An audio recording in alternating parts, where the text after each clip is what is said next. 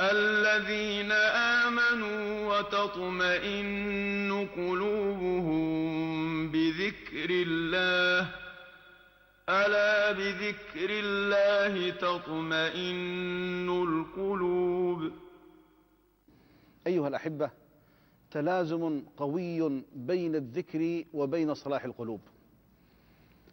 إن القلوب لا تصلح ولا تطمئن إلا بذكر الله سبحانه وتعالى.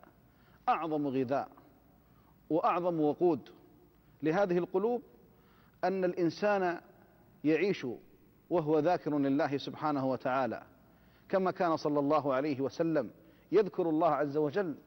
تقول عائشة رضي الله عنها وأرضاها: كان صلى الله عليه وسلم يذكر الله على كل أحيانه. الذكر هو الحياة، هو الروح، هو اللذة، هو الأنس، هو السعادة. ولذلك إذا كان القلب ملئ ذكرا فهو مطمئن، وهو يعيش أحلى مراحل حياته، طمأنينة وسعادة وثبات وهدوء. وإذا كان والعياذ بالله القلب مريض فإن الذكر ينزل عليه كالصياط. أهل الإيمان: ألا بذكر الله تطمئن القلوب. وأهل العصيان: فويل للقاسية قلوبهم من ذكر الله.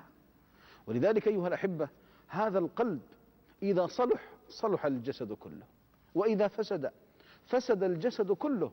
فحري بكل مسلم ومسلمة أن يسعى سريعا ودائبا وعاجلا إلى إصلاح القلب. أعظم ما يصلح القلب أيها الأحبة ذكر الله سبحانه وتعالى. الله عز وجل يقول: يا أيها الذين آمنوا اذكروا الله ذكرا كثيرا وسبحوه بكرة وأصيلا. ذكرا كثيرا، ليس له وقت وليس له مكان وليس له زمان وليس له حالة، بل ينبغي الإنسان دائما وأبدا أن يسعى إلى ذكر الله سبحانه وتعالى. العبادة الوحيدة التي تخرج من أي حدود. كان صلى الله عليه وسلم يذكر الله على كل أحيانه. ولذلك ربنا سبحانه وتعالى يقول: أنا مع عبدي ما ذكرني وتحركت بي شفتاه. ما ذكرني وتحركت بي شفتاه.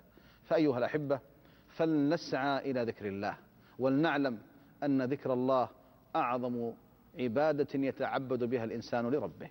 وصلى الله على محمد وعلى آله وصحبه وسلم، والحمد لله.